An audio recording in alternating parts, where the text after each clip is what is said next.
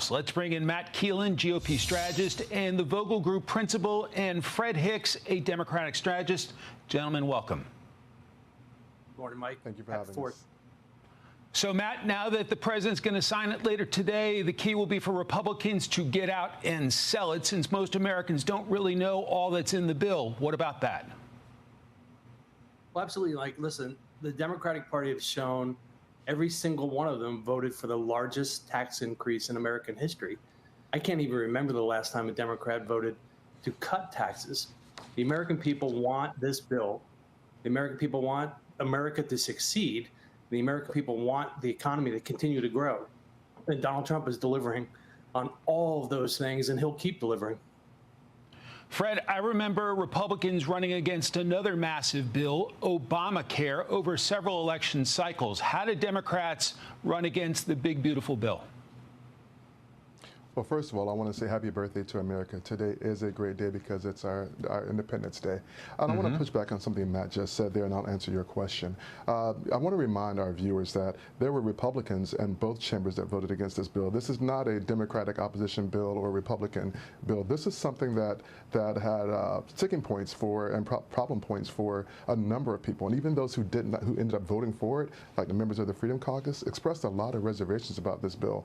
But that being said, I think as we look ahead to 2026, I think this bill does sort of mark the beginning of the 2026 election cycle.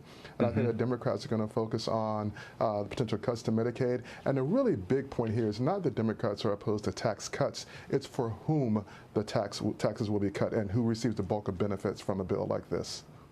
Matt, some have noted that the benefits kick in right away while the cuts don't kick in until after the midterms. What about that impact?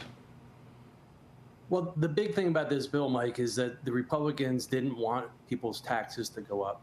And it's every single person who pays taxes has their rate stay the same. That's the beauty of this bill when he passed it in 2017.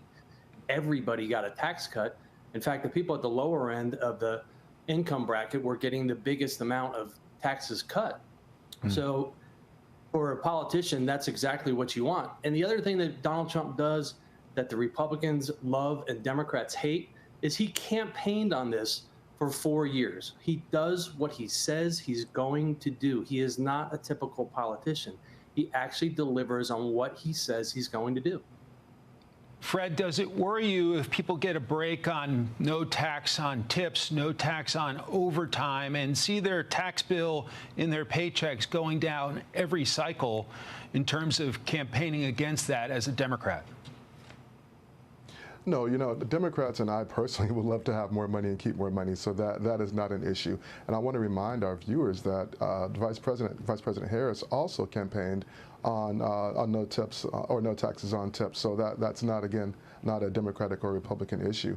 I think one of the big things that we're going to really need to focus on and think about, and again, there are a lot of benefits in this bill, so I want to be very clear to that, but there are two problems that Democrats have with this. Number one, Republicans historically campaign on a balanced budget, and this does not do that. It is, by any and every measure, it expands the deficit. As a matter of fact, to Matt's point earlier, the last time the budget was actually balanced was under a Democrat, under President Bill Clinton. But the second thing that I think Democrats are going to focus on is who are the losers. And that we're talking about up to 16, 17 million Americans whose senior citizens really, whose health care could be adversely impacted by this legislation. And so I think Republicans were smart to build in the benefits early, going up to the 2026 election cycle, and the pain afterwards, just in case they happen to lose the House, and so they can blame Democrats. But the reality is that there's a lot in this bill, and there's a lot for both sides to talk about over the next 16, 18 months. To be fair, that balanced budget was with a Democratic president and a Republican Congress. Political strategist Matt Keelan, Fred Hicks, gentlemen, thanks very much. Happy Independence Day.